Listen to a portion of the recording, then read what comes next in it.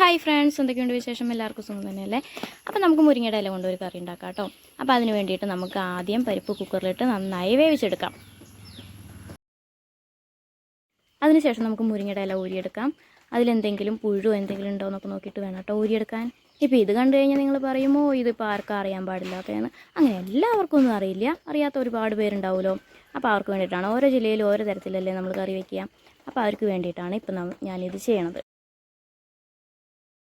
അങ്ങനെ മുരിങ്ങയുടെ ഇലയൊക്കെ കംപ്ലീറ്റ് ആയിട്ടും ഊരിയെടുക്കാം.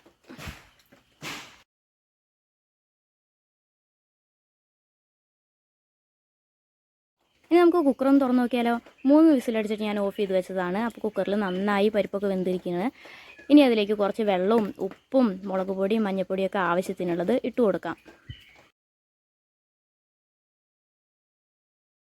എന്നിട്ടത് നന്നായി ഒന്ന് തിളപ്പിച്ചെടുക്കാം.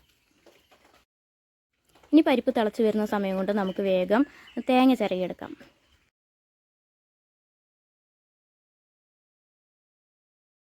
പരിപ്പൊക്കെ നന്നായി തിളച്ച് കഴിഞ്ഞു. അപ്പോൾ നമുക്ക് തേങ്ങയിൽ അരപ്പിന് ആവശ്യമായിട്ടുള്ള വെളുത്തുള്ളി, ജീരകം, കുരുമുളക് ഇതൊക്കെ ഇട്ടിട്ട് നമുക്ക് തേങ്ങ നന്നായിട്ടൊന്ന് അരച്ചെടുക്കാം. അപ്പോഴേക്കും നമുക്ക് മുരിങ്ങയുടെ ഇല ഇതിലിട്ട് തിളപ്പിക്കുകയും ചെയ്യാം. എന്നിട്ട് അരച്ചെടുത്ത അരപ്പും കൂടി ചേർത്തിട്ട് നമുക്കിത് നന്നായിട്ട് യോജിപ്പിച്ചെടുക്കാം. ഈ സമയത്തിലേക്ക് ഇതിലേക്ക് ആവശ്യമായിട്ടുള്ള ഉപ്പും വെള്ളമൊക്കെ ചേർക്കാം കേട്ടോ. ഇനി ഈ കറി ഇത് പതുക്കെ ഒന്ന് തിളച്ച് വരട്ടെ.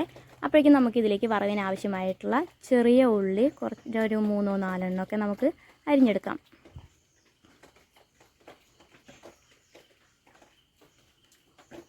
നമ്മുടെ മുരിങ്ങയുടെ ഇല നന്നായി തിളക്കരുത്.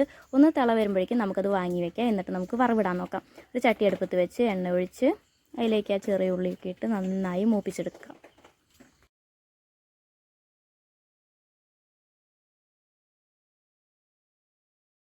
ഉള്ളിയൊക്കെ നല്ല ബ്രൗൺ കളറായി വരുമ്പോൾ നമുക്കത് കറിയിലേക്ക് ഇടാം.